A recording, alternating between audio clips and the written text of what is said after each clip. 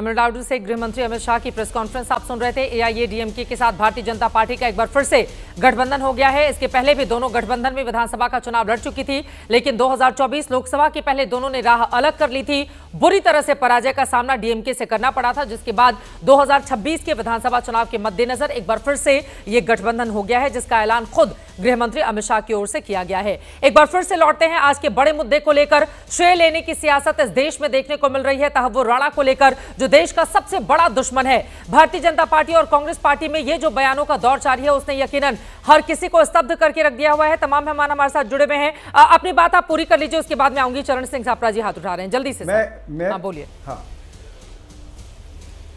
देखिए, मुझे बीच में रोका गया था। बोलिए। मैं ये कहना चाहता हूं कि भारतीय जनता पार्टी का जो ये प्रथा है क्रेडिट लेने की, ये बिल्कुल गलत है। देखिए, पुलवामा भी जब हुआ तब भी इन्होंने हमारे सैनिकों की शहादतों पर वोट मांगी। खुद प्रधानमंत्री ने कहा कि सैनिक जो शहीद हुए हैं उनकी शहादत के लिए बीजेपी को वोट डालिए। तो इस तरह का काम ये करते रहे हैं, शहादतों पर वोट मांगते हैं, लेकिन ये नहीं बताते हैं कि जब पुलवामा हुआ तब देश के प्रधानमंत्री उसके बाद 3 घंटे तक कॉर्बेट नेशनल पार्क में क्या कर रहे थे, वहां पर शूटिंग कर रहे थे, लेकिन उनको पुलवामा का ध्यान में नहीं था। ये नहीं बता पाए कि पुलवामा में 300 किलो आरडीएक्स कहां से आया और कैसे आया।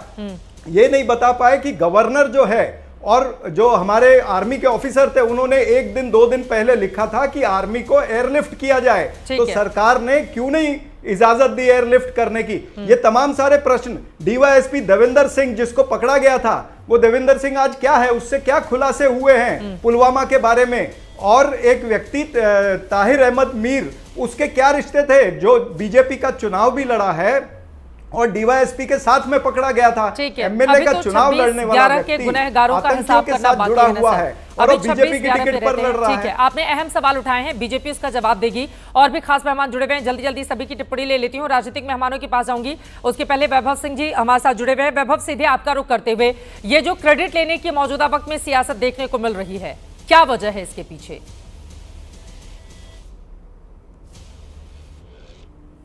देखिए, वजह साफ है। राजनीतिक दल हैं और राजनीतिक दलों के बीच में क्रेडिट लेने की होड़ होती है, क्योंकि उनको जनता के सामने जाना होता है, वोट लेना होता है, उन्हें अपनी अपनी बातें कहनी होती है। तो मुझे उससे कोई आपत्ति नहीं है।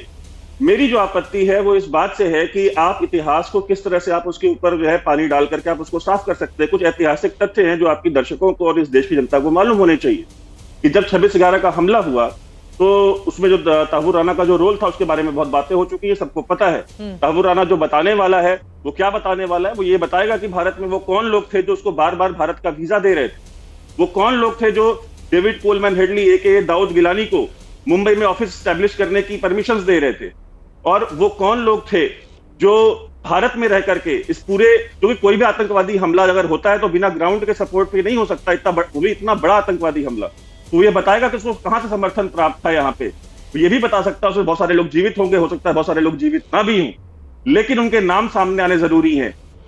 क्या तहव्वुर राणा क्या नहीं बता सकता है? तहव्वुर राणा ये नहीं बता सकता है कि उस हमले के बाद भारत सरकार ने कोई भी सर्जिकल स्ट्राइक या एयर स्ट्राइक क्यों नहीं की, पाकिस्तान को जवाब क्यों नहीं दिया। तहव्वुर राणा ये नहीं बता पाएगा कि जब ये हमला हुआ, उस हमले के बाद आप शर्म एल शेख जाते हैं और शर्म एल शेख में जाकर के आप पाकिस्तान के अंदर भारत आतंकवाद कर रहा है, इसकी जांच की आप जो है स्वीकृति दे देते हैं एज अ प्रधानमंत्री, न कि आप उनके खिलाफ कार्रवाई करें। तहव्वुर राणा इसका जवाब नहीं दे पाएगा कि भारत की सरकार ने मोस्ट फेवर्ड नेशन का दर्जा पाकिस्तान को देके क्यों रखा उस आतंकवादी हमले के बाद। तहव्वुर राणा आपको ये नहीं बता पाएगा कि 26/11 आरएसएस खाली, क्योंकि इस हमले के तुरंत बाद एक किताब लॉन्च होती है, यानी कि वो किताब पहले से लिखी जा चुकी थी। तो ये क्या कोऑर्डिनेशन था कि हमले के इतनी जल्दी एक किताब लॉन्च हो जाती है और वहां पे कांग्रेस नेता पहुंच जाते हैं। तहव्वुर राणा आपको ये नहीं बता पाएगा कि विकीलीक्स के अंदर अमेरिकी एम्बेसडर को राहुल गांधी ने अगर ये कहा था कि भारत के लिए जो सबसे बड़ा खतरा है वो इस्लामी आतंकवाद नहीं है बल्कि भगवा आतंकवाद है, वो ये नहीं बता पाएगा कि राहुल गांधी ने ऐसा क्यों कहा था। वो ये नहीं बता पाएगा कि हाथ में कलावा बांध करके उन आतंकवादियों को क्यों भेजा गया था। तो ये बहुत सारी बातें हैं कि जो तहव्वुर राणा के यहाँ पे आने से बहुत सारी चीजें क्लियर होंगी, बहुत सारी नहीं होंगी। क्रेडिट कांग्रेस पार्टी ले ले, क्रेडिट बीजेपी ले ले, हमें उससे कोई सरोकार नहीं है, लेकिन देश की जनता को कम से कम पता होना चाहिए कि कांग्रेस की जो सरकार थी तत्कालीन, उसकी जो प्रतिक्रिया थी वो कितनी निराशावादी थी। और अमेरिकन ने जब ये पूछा कि हम बहुत सरप्राइज थे कि भारत की सरकार ने जवाबी कार्रवाई क्यों नहीं की, और जब उन्होंने मनमोहन सरकार से पूछा तो मनमोहन सिंह जी ने कह दिया कि हमने कार्रवाई इसलिए नहीं की क्योंकि इससे भाजपा को फायदा हो सकता था। तो जब आप राजनीति को राष्ट्रीय सुरक्षा और अपनी कूटनीति के ऊपर रखते हैं तो सवाल उठेंगे।